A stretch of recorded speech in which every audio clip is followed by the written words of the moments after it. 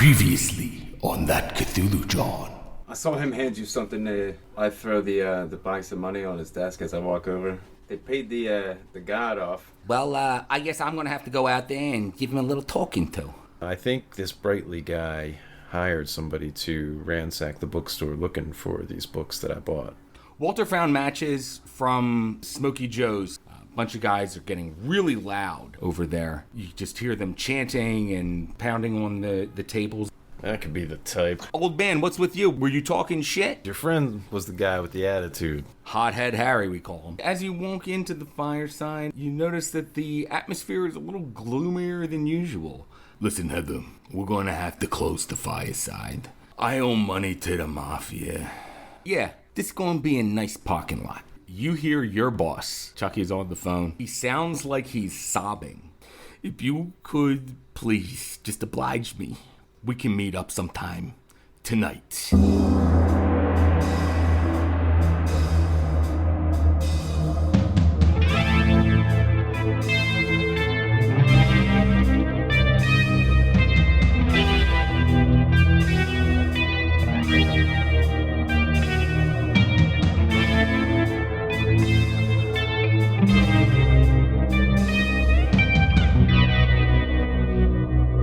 Welcome to that Cthulhu John.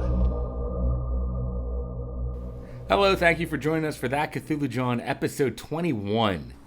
We are a real play called Cthulhu Podcast. I am George, your keeper of arcane lore, and with me are my friends and investigators, Chad. What's up, guys? Chuck. 21, let's do some shots. And Jenny. Funny greeting. Insert funny greeting here. Alright, so last time that we left off, you guys had all gone home. However, Lenny got a phone call from his boss, Chucky, who seemed kind of tearful over the phone and said that he wanted to meet up with Lenny basically ASAP. Yeah, I guess I called the number he gave me. So you call a number back. You reach a pager number. You can tell because as soon as you call it, it goes beep, beep, beep, beep. Okay, I dial my number. Because that's how pagers work. And I wait for the confirmation, and I hang up. All right. And then about a minute later, you get a phone call. I really wanted to put like boobless or 666 in it. 911. Yeah. You put 143. No! Yeah, you did it to your boss. I love you. I didn't know what that meant. I forgot. So, about a minute later, you get a phone call. The phone starts ringing. Do you pick it up or do you let it go to answering machine? Yeah, I pick it up. Hello there. Hey. Hello, hi, Lenny. It's your boss. Yeah. It's Chucky. What's going on? Listen, there is something important I need to talk to you about. How about you meet me back at the truck depot in about a half an hour? Alrighty, yeah. You need me to grab you a coffee or anything on the way down? No need for coffees. We'll just see you soon, okay? Yeah, alright. So, you hop into your cab. I got these sawed off on the rope around my shoulder, below my jacket. I've had that on me pretty much steadily since the creepy men in costumes. Maybe. Oh, yes, men in costumes. I don't know what I saw. You know, we were drinking a lot. If it matters, Walter's also been carrying his pistol. Everyone's so excited. That guy was flying overhead. Since your hallucination. I've been stressed. Mirrors, ropes. So, Lenny, you take your cab down to your job. Uh-huh. As you get there, out on the loading docks where you usually park to get hooked up, you see a silver Cadillac. Look at that Cadillac. And once you pull your rig up, do you park? Yeah. I guess I'd pull up next to it. All right. That's a good idea. So you pull up next to it. You see one of the windows roll down in the back. And you see Chucky's face. And he motions for you to roll down your window. I do so. Looking down at him. And he goes, Lenny, why don't you join us in this car over here? Yeah, right, boss. I shut down the rig and get out. So you shut down the rig, you get out. And walk around, I guess. You get into his car? I suppose. Well, okay, is the window still down? Can I see inside? Yeah, there's no one else in the car except for the driver. Okay, I'll walk around and open the door. You open the door, you step into the car, and you can see Chucky's in there, and he looks pretty upset. And he says to you, Lenny, thank you so much for joining me this evening. I don't know how else to say this, so I will just be blunt if that is okay with you. Yeah, rather not beat around the bush, boss. Understandable. There has been word around that my son, Joseph, Yeah. might have turned, might have flipped, as they say. He's been asking a lot of unfortunate questions, and He's been acting a little weird lately. right beforehand, he did disappear for a couple of days. You thinking he got pinched? That's what other people are thinking. There was a message that was sent earlier today. I'm sure you heard it. Yeah, I took the money that the guy that blew up the car gave to the guard at the gate, and then Oh, yes. Well, here's the thing. I kind of wish I We had. did find the guard. We tracked him down to his I house. was gonna make. We got some calls. information from him. Good. And it turns out that another one of the compos got word that Joey was asking too many questions. Now, you have to understand, Lenny, this is my boy. I can't have anything happen to him. Of course not. No. He should probably lay low for a little while. Yes, and Lenny, this is where you come in. I know that you and Joey have never exactly got along in the past, and he rubs a lot of people the wrong way, and I understand that. Yeah, he's not the easiest to get along with. Well, yes, that is true. However, again, he is still my boy, True that. and I am going to take the only two people that he seems to even talk to, whether it is positive or negative, and that will be you and Jimmy the Skiff. Yeah. I'm going to ask both of you to tomorrow get here bright and early. 6 o'clock. Okay. No problem. So you get here at 6 o'clock. You and Jimmy the Skiff will be here. And I want you to take Skinny Joey up to the Poconos. We have a safe house up there. You guys just got to lay low with him for a little bit. Is that okay with you? I gotta go up there and stay there. Well, Lenny, you don't actually have to stay there. I just need a driver that I know I can trust. Yeah, okay. Jimmy, of course, is also a driver, but he is going to stay there with Joey. You do not have to. Got any empty trailers around? Empty trailers? Absolutely. We have a plethora of them. Make it seem legitimate. About pulling to get hooked up to a trailer. He hops in the back of my cab and just make it a delivery. That is a fantastic idea, Lenny. I wish I had come up with it myself, actually. Just used to driving it. Honestly, I don't like driving much else. Says, well, Lenny, again, I really do appreciate you doing this favor for me. Until we figure out whether or not that Joey has actually flipped, we should keep him separate from the rest of the Italian community, shall we say. You got anything you can listen in on him with up in that cabin? You know, maybe he'll say something. See if he did have words with anybody. He says to you, well, Lenny, that's why we have Jimmy there. I see. All right. We don't actually have any wires hooked up to this cabin. No microphones, no listening devices. It is a pretty secluded area. It has running water, and that's about it. Those are all the amenities. It sounds relaxing. All right, yeah. Maybe I've been watching too many movies. I'll see you tomorrow morning then. Or, well, I'll see him. You got an address? And he gives you the address for the Poconos.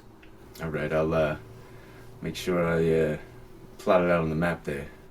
All right, so you do that. Chucky says to you, well, Leonard, that's about it. Shake his hand.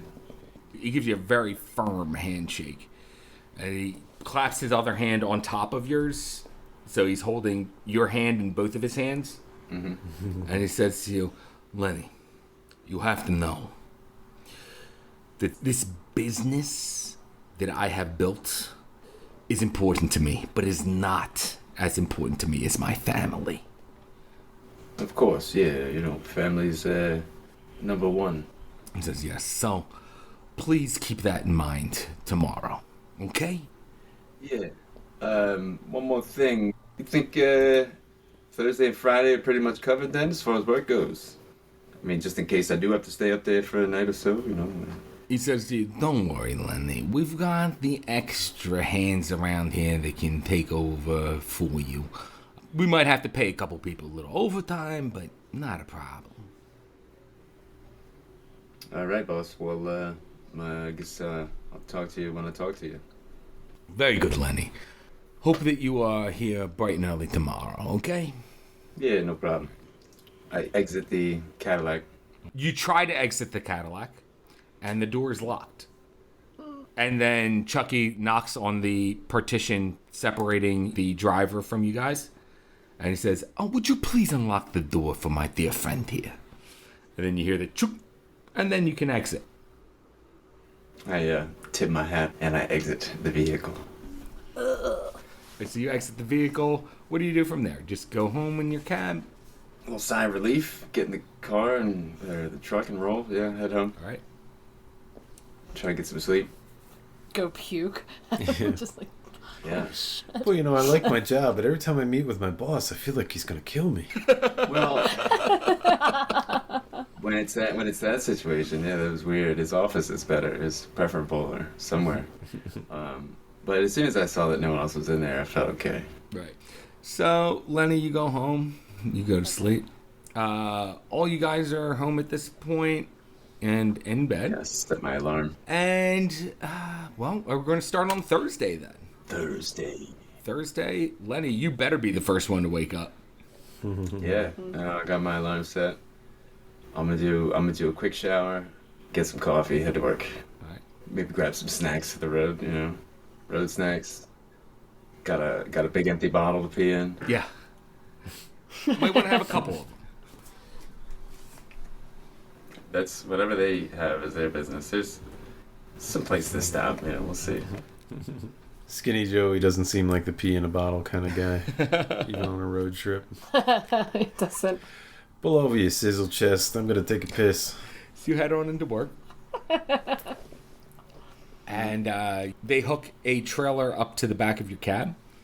So you just pull it into the parking lot. And then walking out of the depot, you see Jimmy the Skiff in a heavy jacket. And he is also with a person that looks like they are in multiple jackets. Old three coats. There's that triple jacket guy again.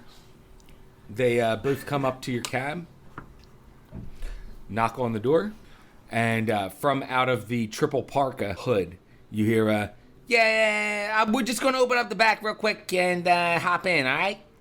You can get up in here too. Plenty of room. There's a whole space behind the front seats. Oh, there absolutely is. Right. I've been in one before. There's like a bed and shit. There's a TV. And he says to you, well, my father told me that we'd be riding in the back. Oh, I mean, if they got something, some luxuries back there for you, by all means. But, I don't know if there's any heat, so that's up to you. Well, Get out and walk back there and open it up, see if there's anything in there. there's nothing in there at all. It is just an empty trailer. Well, I can't imagine you'd be any safer back here or up front. You might as well hop up there. All right. So as soon as you mention the heat, actually, Joey's like, "Yeah, let's get a little bit warmer, and let's hang out in the cab, right there, Jimmy." Jimmy says to him, "Yeah." I made a terrible mistake. I have to. It's like a 2-hour drive at least. I'm sure. I pull out the map, plot my course, get on the road. It's about a 4-hour drive. Oh Christ. Well, I hope you guys brought some cassettes. So you start your drive out to the Poconos, and let's check in and see what Walter is doing. I didn't set an alarm or anything, but figured you'd probably wake up, probably before 9 at the latest or something. Okay. Having worked for Headley and Theodore for a while, do I have their home numbers? Absolutely. Actually, absolutely, you do. Yeah, let me check. Guess we'll go with Headley. I don't know. Try him first. They're not a couple, are they? Is that the same house or two different Actually, houses? they both have the same number. Well, then that increases my chances of getting in touch with one of them. Yep. They are quote-unquote roommates. Like Bert and Ernie. Exactly. Just like good buds. I've been wondering. So yeah, give them a call and see if they're at the shop or at home today. So you give them a call. Headley picks up. And you hear his voice. He says, yeah, hello. Hey, Headley, it's Walter. How are you? Good morning. Doing well, Walter. I'm about ready to head into work. What are you doing? Well, about that, I wanted to talk to you because I'm wondering, with everything that happened lately, should I give the bookstore a little breathing room, a little space? I don't know if they're gonna come back and mess with the store again, but I kind of feel partially responsible for this. This whole business with the searching for those older books. I wouldn't want anything else to happen because of me. Headley says to you, he says, Walter, listen, I don't know if it was your fault or not, but we're beefing up security a little bit. We are getting cameras installed. They haven't been installed yet, but they'll be, we're getting them put in. Some closed circuit TV. That's some pretty high-tech stuff. I've heard about that on a TV show or two. Well, I think that's a great step in the right direction. Well, if everything's still okay, I guess I'll see you later on today then. Says, yeah. Well, we'll see you when you come in, Walter. Sounds good. Thanks, pal. All right, and he hangs up with you. All right. Just wasn't really sure if there was any certain kind of feelings or anything, but figured I'd at least put the offer out there to stay away. Right. Just in case. But if they're cool with everything and insurance got the rest and cameras are on the way, guess pack up my belongings and I think I might want to make a trip actually to like an art store or someplace I can get maybe even like Staples or something. I just need basically drafting, I guess would be the most accurate term, of some of these angles and lines and see if I can start putting to paper what I'm deciphering. I see. Okay, so what exactly are you looking to purchase? I was thinking like compass, protractor, maybe some graph paper, things of that nature. Yeah, like all the stuff that's needed for basic geometry. Yeah. All right. So you buy yourself a protractor, ruler, one of those angle measuring things, a stylus and whatnot, and you bring that back to the bookshop with you. Yeah. All right. If Theodore's in today, maybe check with him again, see if we can't make sense of any of it. But if nothing else, maybe try to plot a few lines. Maybe do a couple different pages, put them on top of each other, see if anything makes sense if you stack them and hold them up to the light or anything. I don't know. Try a few different ideas. All right, that's cool. Give me an intelligence roll. Let me know if you get a hard pass. Hard pass. A hard pass. Hard pass. Indubitably. That's so close. All right, I'm going to spend 6 points of luck and get that hard pass. Great. So, previously you have looked at these lines and angles and their weird segments, and some of them do not actually touch together. You've realized this, unless, of course, you put it in like a cube. Interesting. Like a three-dimensional space. Exactly. Yeah. It's not a flat geometric shape. You gotta stretch it out. You're gonna need more pins and more yarn. It's gonna look like a laser grid. Well, I mean, with that in mind, can I maybe restart the drawing, or maybe, like I was saying, stack them up on and hold them up to the light? Maybe kind of use that as a reference and like fill in like the missing lines, I guess, to kind of make it a three-dimensional thing. Sure, you can. You can do that once you plot out all these lines, which is going to take you hours. I would imagine so, yeah. All right. Well, I would certainly mention it to Theodore just because of the success he had with it before, and potentially maybe he has some interest in it beyond just the initial discovery. And if that'll speed things up, maybe. If he's interested, I don't know what kind of day it is today, but, I see. So Theodore is there today, and you come to him with questions about these books again. Say, Theodore, look what happens if you put these together and fill in a few of these lines. He says, wow, that's really interesting. So maybe these lines and angles don't meet up in a two-dimensional space. Like, you can't just plot it out on paper. No offense, Walter. It's a little bit above my pay grade here. Just trying to figure this out. But stacking them together, I don't know. I'm not exactly sure.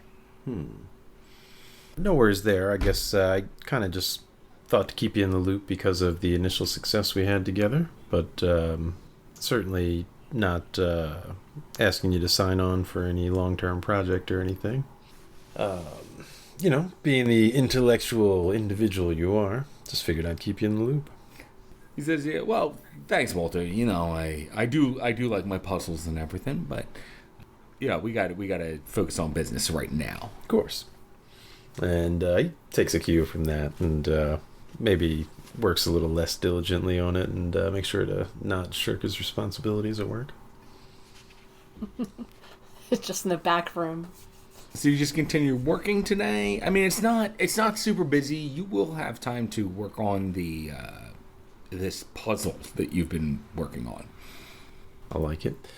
Yeah, I mean, I would probably focus on my work duties, but if things do slow down and there's some free time, keep working on that too.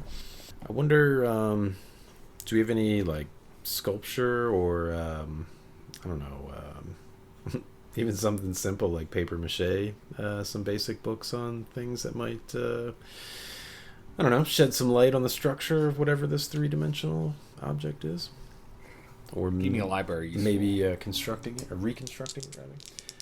As far as Walter's concerned, I mean, given the time frame of this book, he's thinking it's something like, a Da Vinci, like, blueprint or something. I don't know. Just as, like, an idea that he's grasping. But, 82 is probably not going to pass any of my rolls. All right. Well, you do find a book on paper mache and how to do art projects with it. Yeah, you might kind of flip through it. I don't know. Children's section? Yeah. I don't know how much time he's going to invest in it, but I mean, if it is a possible avenue to explore, I mean, he would at least kind of familiarize himself with the basics of mixing up whatever kind of paste that you gotta put the paper into and all that dumb stuff. But right. He doesn't really look too much into it, but He does spend a little bit of his off time looking into it because, eventually he's thinking if just putting lines on paper isn't quite enough and he actually has to physically make something, I mean, he's probably going to need some basis for forming the structure of whatever this is. Right. We need access to some kind of supercomputer. Super. The internet doesn't exist. You're gonna need like an Apple IIGS to plot that out. Get some logo writer going. Real quick though, that's about as far as you're going there, Walter. No, actually, there was one other thing I thought to mention to both of these guys. Maybe since I already took up some of Theodore's time, I'll go back to Headley with this one. Say, Headley, the officer who was here the other day, did he leave a phone number if we had any other information for him or anything? Yeah, actually, he did. I stopped by that bar that we found the matches for, and the bartender knew the regulars there pretty well and said that the professor that had been in is friends with a certain student at the college, and his friends went so far as to say that certain student was quite the bit of a hothead. I wondered if maybe it's worth relaying that information to him. I think I'll give him a call. Since you're giving information about just some guy you met in a bar to the cops? Well, more specifically, I suspect that this individual could be potentially a person of interest in the ransacking of the store here. And he says to you, what makes you think that? Well, as I spoke to the bartender for a little bit, apparently the professor who I suspect is behind all of this is a friend with some of the baseball team players. And whilst at this bar that they all hang out at, this so-called hot-headed Harry, as his friends referred to him as, started some trouble with us, and thankfully I wasn't there alone, because, quite frankly, I thought he was going to start some trouble with me. He says, holy crap, Walter, you okay? Well, like I said, I was with some friends, but, are they okay? Mostly. It was somewhat unrelated, but the gal I was with did get into an altercation with another gal and ended up with a bloodied nose, but that was kind of separate. But, I take what we do here pretty seriously, and, it may not be anything, but I'm still willing to explore whatever avenues are available. And just in case it is something, I figured maybe the officer who was in charge of the investigation should know. Headley says to you, well, it could be worth checking out. I mean, some information for an investigation, right? Here's hoping. It's not like I'm going to go roughing up an entire baseball team and trying to intimidate questions out of youngsters or anything, so I'll have to... why would you? Guess I'll just have to pursue the legal options that are available. All right, so where do you go from there, Walter? I think I'm going to give that phone number a call and maybe, drop a little first-hand account of some of the things that went down the other night and the information the bartender gave me. And okay. All right, so you relay all of that to the number that you call from the officer Spichensky. Spichensky? Oh, there's a good one. Bless you. I'm not even trying to write that down. I wrote it out phonetically. You left that out for Officer Spichensky. You leave that on his voicemail, or not on his voicemail, on the answering machine. Well, I might not want to go into a detailed message like that on a voicemail, but I mean, if I can't get in touch with him directly, I might just leave him a voicemail that says that I may have some information that could be useful. I don't really try to hype it up or anything, because I mean, I know it's pretty grasping for straws, but it's something. And I mean, people bled for that info, so why not relay it? Right. So you do. You just say, you mention the guy's name by first name. This Harry? Yeah, I mean, I don't really... no, I mean, I wouldn't even mention the guy specifically. I mean, I would... if I don't get in touch with them, I'd leave a message to try to get in touch with them, voice at least, as to not just leave a message that has all kinds of kind of random info about somebody who may or may not even be a suspect. I don't know. I figured it'd be better to do kind of, live. I real get you. So time. you just kind of give him a call me back kind of message? Yeah, if you'd be so kind of thing. Okay. All right, gotcha. So, Walter, you leave that message. What is Heather doing when she wakes up? I think I want to look at that paper that Walter gave me about my maybe dad. That has like I guess were they discharge papers that had his like parents' name and where he was initially from in Alaska. That's right. He is from Ketchikan, Alaska. I'll spell that out for you. Ketchikan.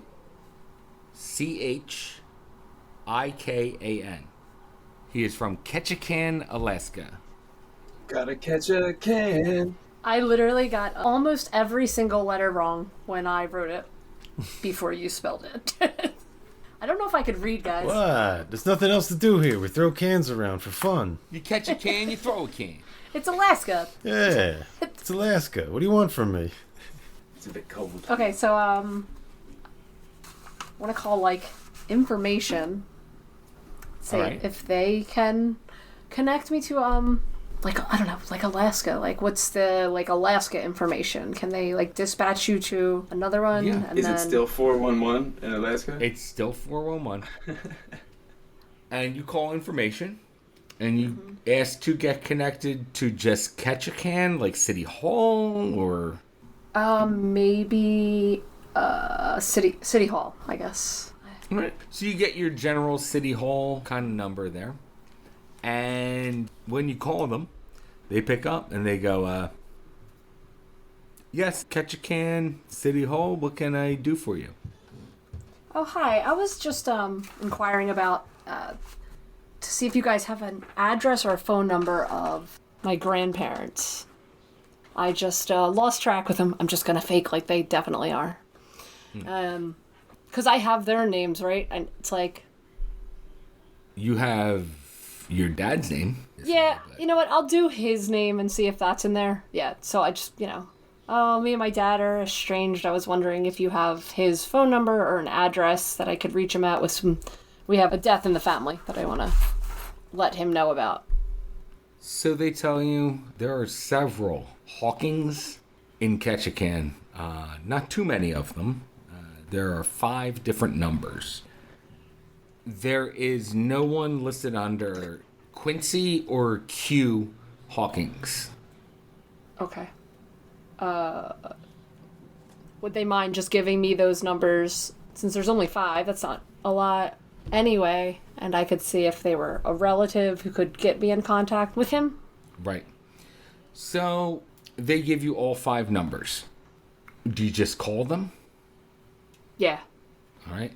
So your phone bill is going to be super high. Yeah, you gotta go get a phone card. Oh, yeah. That's like a 90s thing. 1-800-COLLECT? In the 80s, it was just, you just paid out the ass for the long distance phone calls. I see. Did you need a separate service? Like, is that when you had to have, like, AT&T was just long distance or something? I don't know. I feel like that was a thing. I could be wrong. You're on Ma Bell. Yeah, got the ill communication. Oh, snap. So you're on Bell Atlantic. Yeah, I'll just call him. I mean... All right, give me a luck roll. Okay. I'm not gonna have a job in a few days. Why not blow a few $100 Yeah, bucks? I'm not gonna have a job in a couple weeks. File for bankruptcy. I've learned all the tricks from my ma. Just make the calls from work. Phone bills under Ginger's name. Okay. See ya, crusty bottoms. I'm leaving you the apartment and the phone bill. Like I rolled 52 and it's 50. Well, you can't push your luck, unfortunately. You can't spend luck points on luck either. Can't why? So you wind up having to call each of these numbers until you get to the last one. Reduce your cash by $20. Help me, I'm poor. I feel like if they're gonna use the term push it, but you can't push your luck, even though pushing your luck has probably been around for much longer. It's a little weird. Just really flip it on you. You can't push your luck. It's like, what if I push my luck? Yeah. You're pushing your luck, pal. Also, Yay. since I've slept, do I get a hit point back?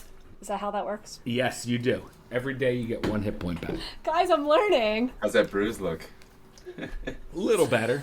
I'm pretty sure she has maybe 2 lines under the eyes. Purple in the middle. 2 little It'll turn green in a couple days. You're looking great. little skunk streaks. Little raccoon eyes. Man, I hate to bring it up, guys, but I just added up my luck. I'm down to 30 points. So we rolling some luck one of these days? We're gonna Yeah. roll. Now we're 2 episodes behind. All right, listen, 3? listen, He keeps saying we are, but we don't. That's okay. listen. We didn't do it last game. Let's take a little break here, and let's just do it. Oh, we're doing it in mid-game? Everyone, roll your luck and see if you get above your current score. Can I push my luck? You froze up right before you said it, too. I was like, he's cheating us again. We're not going to get to do it. Hey. Wait, I just rolled 1 dice, right? No, you want to roll the 2 together, and if you get higher than your luck, then you get to add to it. And you bump it up. All right. Come on, 99. A 29. Not gonna do it. I'm 1 over. I got a 42. Take back that 6. So what, I just 1 point? 1 over? No. Then roll a d10. Roll a 10-sided die. Really Because annoying. of tens. Yeah. Man, 6. You get 6 luck points back. same as me. That's so much better than 1. Yeah. Huzzah. That's the good thing about spending all my luck lately because, luck rolls easy to pass. I started to save for a while. I know, I was saving. A little bit here and there ain't bad. I was up to like 50. And I was like, I just felt like you can't take it with you after I saved like most of the beginning. I was like, And you can't push it. You can't take it with you. Nope. Definitely can't push it. Uh-huh. All right, so Heather, you call through all of these numbers, and then eventually you get to one where someone picks up, and you ask about a Quincy Hawkins. Mm-hmm. All of the other numbers that have picked up have all told you the same thing. Never heard of them. We don't have anyone related to me named Quincy. This last number, however, picks up. And I'm going to say this is after about like a half hour of you just calling, talking, trying to ask questions, things like that.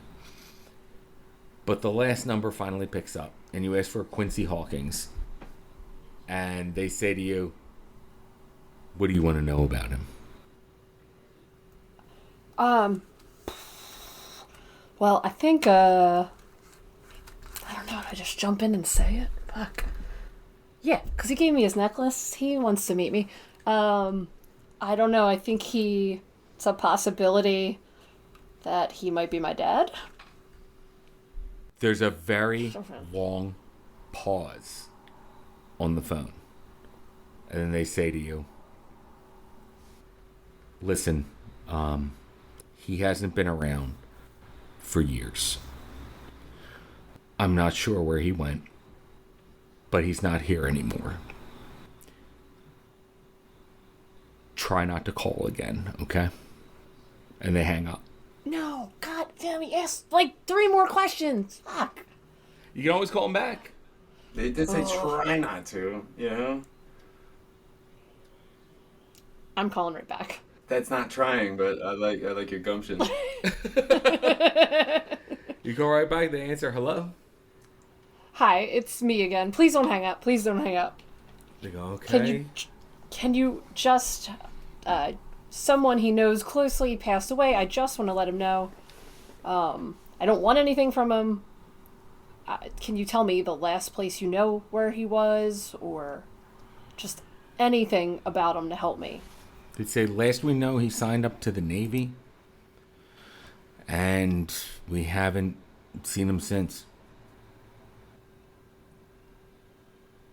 And what relation are you to him? Is this his parents? Or It sounds like an older woman on the phone. Grandma?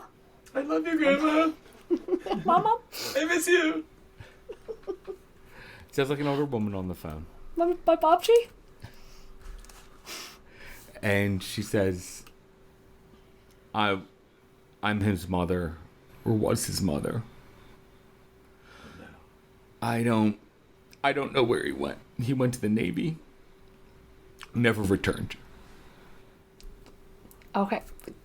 I swear I'll leave you alone, but when he left, did he have like a interesting necklace? He left it for my mom, but she never told me. I never met him. She goes, "Don't go in yet!" And then just hangs up.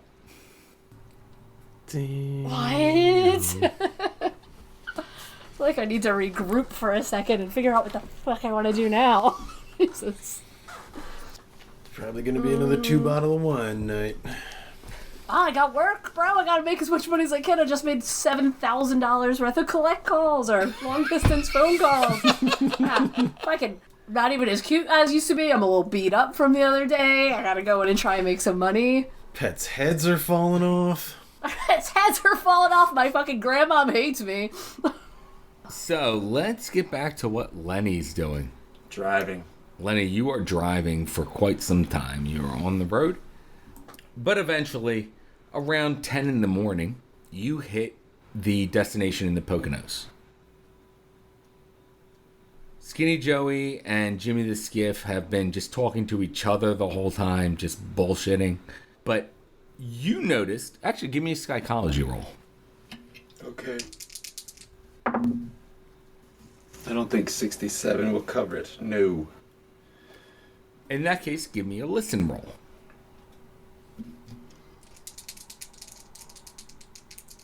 Listen in.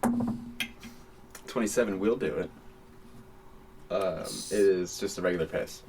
That's okay. That's all you need. You're right up. You're like right next to them anyway. So you overhear Jimmy the Skiff and Skinny Joey talking to each other. And you hear a lot of weird, awkward pauses after Skinny Joey says something.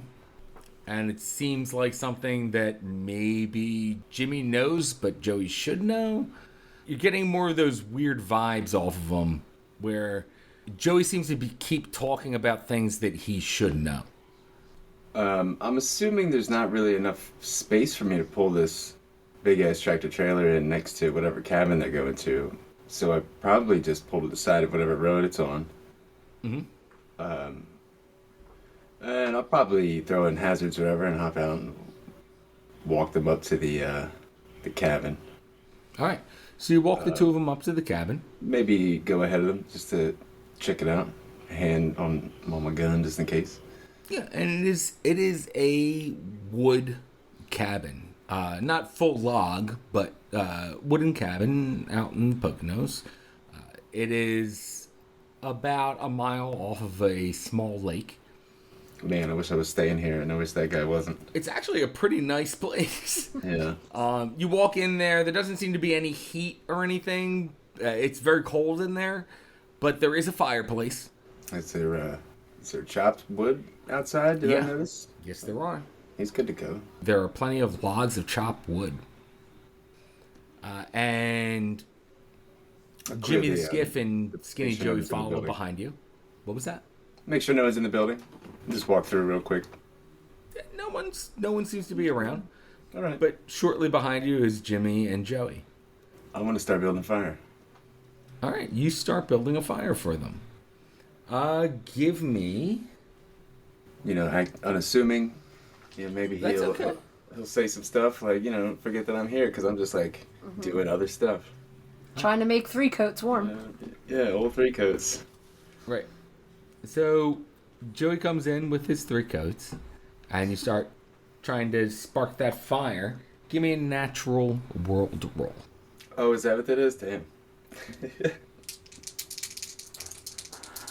I mean, I got a lighter. Do you have a lighter? It's still tough to build a fire, dude. Yeah, but I mean, I'm not going like straight natural world. I have one advantage. Modern science, modern big lighters. 23 is not gonna do it. That's okay. I was going to give you a plus 10 to it. Oh, that just barely hits. Do I care about passing that? I don't know. Do you?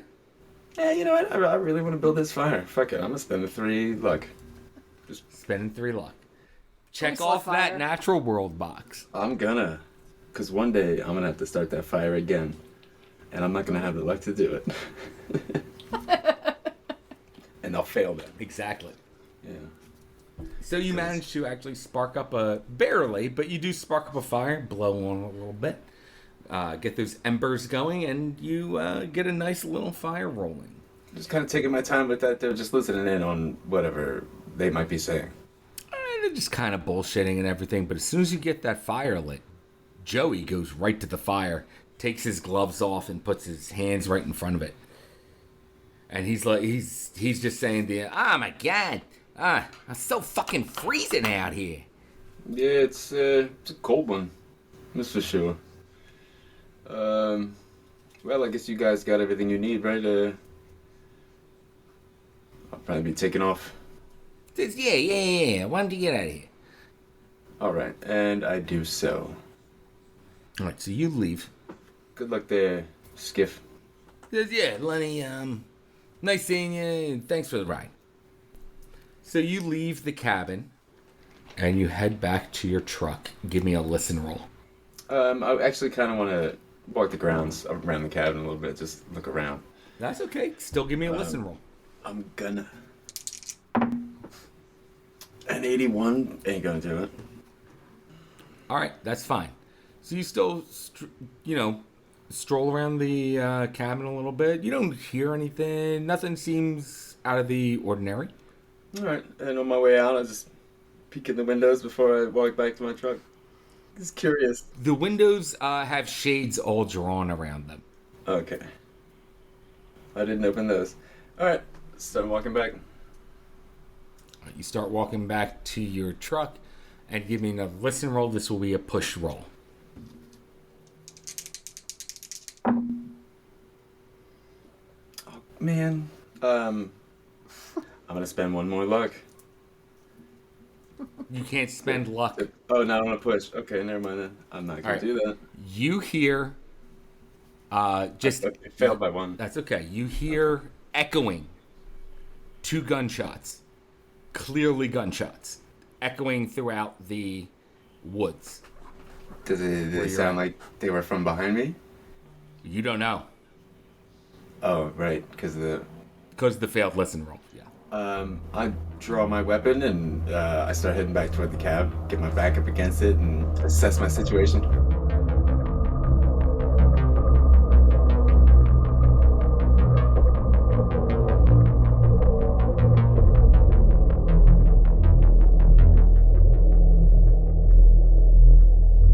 Hey, this is George. Just a quick reminder to like, follow, and review us if you like what you're hearing. And if you want to support us and make our show better, head on over to our Patreon. You can always email us at contact@thatcthulhujohn.com with any comments, and you can follow us on Instagram @thatcthulhujohn.